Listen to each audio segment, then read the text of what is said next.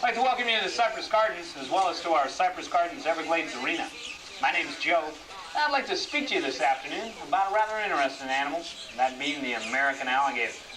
All these little guys you see in this enclosure, all 17 of them, are young American alligators, ranging anywhere between 3 and 5 years of age, and anywhere from about 3 right on up to 5 feet in length. Alligators are hatched from eggs. When the babies are born, they're only about 6 or 8 inches long and only weigh right around 2 ounces. So you could well imagine at that particular time in their life, they are rather vulnerable to a lot of animals you normally wouldn't think would eat an alligator, such as maybe raccoon or possum, skunk, otters, snakes, turtles, large fish, wading birds, birds of prey. In other words, just about every critter in the swamp likes to eat a baby alligator. Nature, realizing how tough those youngsters would have it, gave the babies 3 basic means of defense. One would be camouflage. When those babies are born, they have alternating light and dark stripes down their back and sides. Again, this does act as camouflage and it represents shadows in the sawgrass. So once those babies are threatened, they will run and hide in the weeds.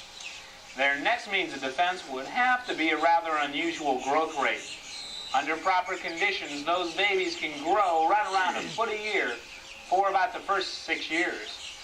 An alligator will grow every day of its life, and their life expectancy is similar to that of a human. They can get to be between 50 and 60 years old. Now, the baby's third and probably best means of defense would have to be biting. Those babies are born with a full set of teeth. So from the time that alligator leaves that egg till the time the alligator dies, it can and will bite to defend itself, if it has to. Now, you can see the alligator's bow is more short, rounded, glowing around the snout area, whereas the crocodile's is more triangular in shape and almost come to a point at the end. Now, if you were to see an alligator swimming in the wild, you might notice it has about 75% of its body submerged. They can swim like this because their nose, eyes, and ears are all located right on top of their head. The alligator's nose is located on that small raised portion at the end of the snout. He does have 2 spots of skin that will seal off his nose as he got it. And an alligator's got rather a huge sense of smell. This little guy doesn't leave his eyesight in a while. He wouldn't go hungry because he could still smell out his prey. And since his eyes are located right on top of his head like that, as I mentioned earlier, you might think they're in kind of a dangerous position. Actually, they're not. If he were to get a hold of some prey that might go scratching and clawing in his eyes, or maybe even a branch would fall across his face into the swamp, he would simply drop those eyes into 2 bony sockets in his head.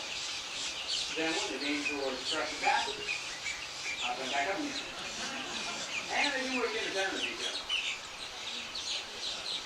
Sometimes.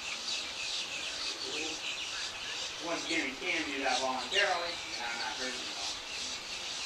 Now, as far as the alligator's ears go, those are rather... Now, as far as the tail of the alligator goes, and that's rather overrated as a weapon. To be honest with you, he really doesn't use his tail as a weapon. But if again, this size were to squat with that tail, it might feel like getting hit by a wet towel. But the 8 or 10-foot alligators can easily break your ankle or your leg.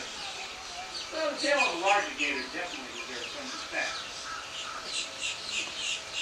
As I've mentioned, he really doesn't use the tail as a weapon. All the weapons he really needs located right up front. That's the biting department. An alligator has tremendous pressing power in their jaw. Believe it or not, a gator this size could easily take out 3 fingers. If I gave half a chance, he might be able to take my whole hand off.